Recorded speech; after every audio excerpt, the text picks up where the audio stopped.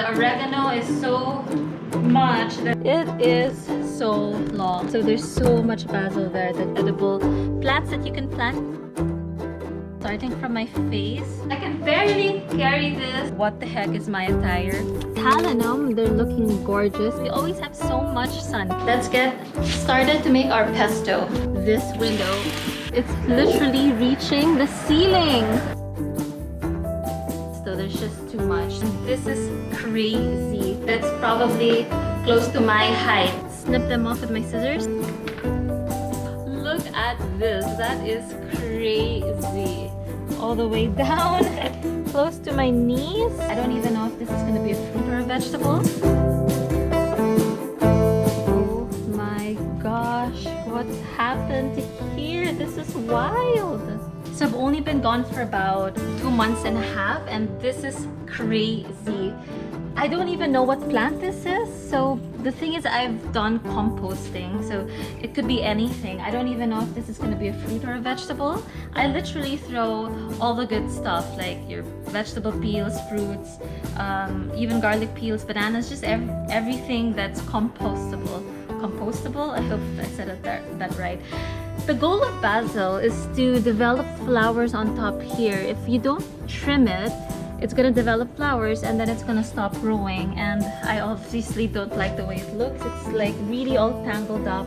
They're not happy, I'm pretty sure, although the leaves are massive, which is good for me. I do want to point out, living in the city here in Metro Manila, it's very dusty. Let me show you an example. I was trying to wipe, see, look at all of that. I was trying to wipe this table over here, and as you can see the difference between something that's almost clean and something that's very dusty.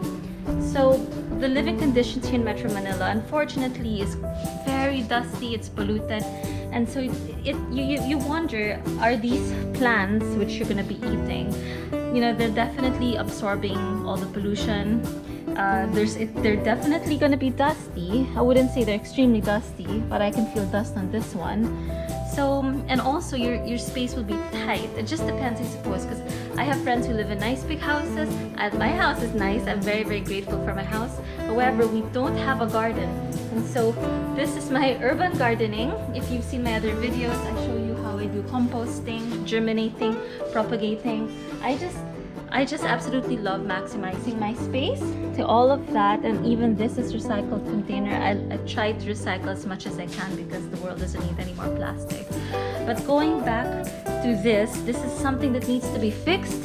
Aside from basil, I also have rosemary there. It's looking very, very healthy. And the difference between rosemary and basil, rosemary doesn't want to be watered every day. So I did kill about 2 rosemary plants because I watered it just the same amount as the basil. So don't do that. Right now I'm going to trim all of this and make sure that they all look nice and healthy. So let's get crack-a-lackin'.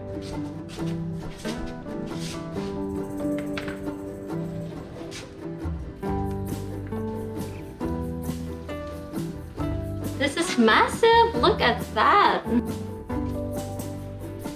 So in case you're wondering how I'm cutting the basil, you just want to sort of make sure you leave a couple of leaves. Like for example, this one's really long, and that's the main root.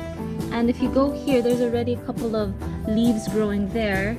And this one's actually broken already, but the plant seems to be thriving. So what I'm gonna do is I'm actually just gonna cut it from that bit over here, and it should be all right. Let's see how long. Oh my goodness, what? Oh my gosh, look at this. That is crazy. Wow.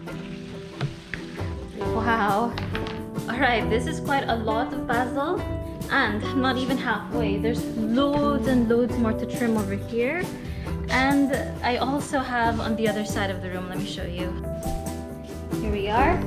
This is the guest room, and I'll try to open the window so you can see. And there's really, really loads to trim. You might think it's normal, which it really is, but because we don't get that much sunlight and my mom hasn't been watering it, the leaves have definitely dried up. Well, my mom unfortunately isn't into gardening too much. She loves having a garden downstairs, but that's facing the opposite of south, so north. and that's not getting any sun at all. And you know, if you're planting stuff that's edible, they need a lot of sun. And look at that, it's just really wild. She doesn't like trimming them. She loves eating them. However, I have to do the maintenance and all. So this is sort of what happens when I'm gone for a couple of months. They just get really crazy and need a lot of trimming. Living in Metro Manila, I would say there are definitely pros and cons. With regards to gardening, particularly in my house, since we don't have a garden, you really have to maximize what it's like having an urban garden. The positive thing is we get a lot of sunlight yearly. So if you're planning to do edible plants, then they're guaranteed to get a lot of sun. And so that's something easy for you to do. However, if you don't have the space like me, I just really have that window. You have to be super resourceful if you can. Let me show you my hanging garden downstairs, and hopefully you'll be inspired to do the same. By the way, I'm actually gonna turn this into pesto, and it's gonna be delicious. I heard pesto has a lot of vitamin C and it tastes delicious. I don't think I'll be able to trim all of that and make pesto. There's just too much. So I'll do the first batch here. Let's go downstairs so I can show you the window, my hanging garden or my basil jungle. And then from here, I'm gonna be making my pesto recipe. Really simple, but it's got a burst of flavor.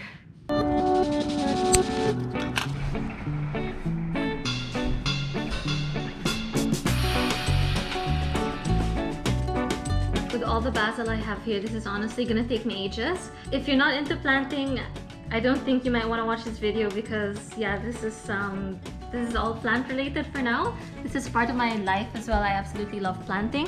What I'm doing right now is I'm just peeling the basil leaves off, and I have these guys over here. And I'm just leaving some leaves on top to propagate. So I'm just gonna put this back into the soil. Hopefully they grow again. So the goal of basil is to develop flowers on top. The moment they do that, they won't be growing as much. So you want to keep on trimming your basil so that they keep on growing and giving you lots and lots of delicious leaves like these. Welcome to the floor below the previous floor. This is Talinum. They're looking gorgeous. You actually can eat these leaves as well.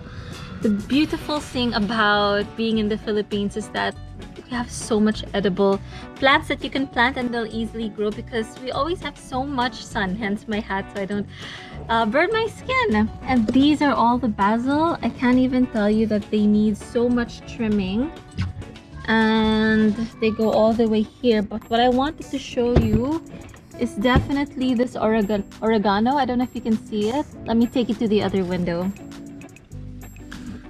I'm not even kidding, like just getting around this window. Actually, let me take this hat off so you can see better. Maneuvering yourself around this window is very tight. It's quite an art. So there's so much basil there that need a lot of trimming. These oreganos here, or oregano, are actually getting very wild. As you can see, the leaves are as big as my palm. But look at this one over here. It's literally reaching the ceiling. They are getting out of hand. To do a lot of maintenance here and make sure, oops, sorry if I put the camera so close to my face. I have to make sure that I trim them, otherwise they're gonna get really wild. See, look at that one up there. That's crazy. I'm just gonna snip them off with my scissors, and then I'll probably propagate it upstairs, the stem. I'll probably propagate the stem upstairs. This is so high.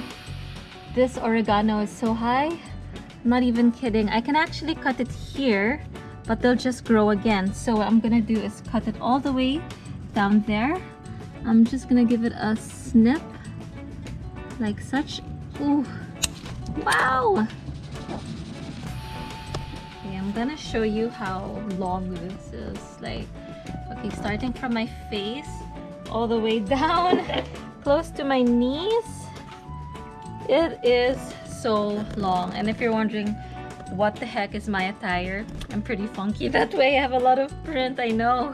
Look at all of this. I don't think my parents will be pleased that I'm putting it on their bed, but I just want to show you how much oregano I was able to get just outside the window. that is loads, and they're so big. This is the size of my palm, and in fact I think I can find a bigger one. This one seems pretty darn big. Look at that, it's bigger than my palm. Oh my gosh, I can barely carry this, and the oregano is so much that it's probably close to my height. And look at all the basil. This is not even half of what I need to trim. So let's get started to make our pesto.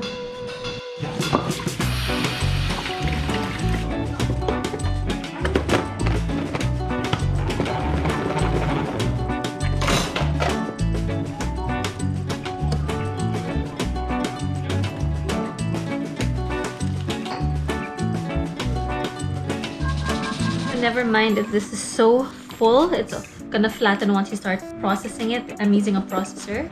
And add some olive oil. Then we're gonna add some salt, pepper, and lime or calamansi or lemon.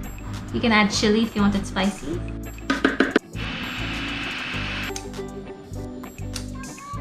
After I remove all the oregano from the stem, what I'm gonna do is I cut up the stem into small pieces like this. And then I'm just gonna stick this into soil. Okay, this is going in the soil. And that's it. Just continue to do the rest of this.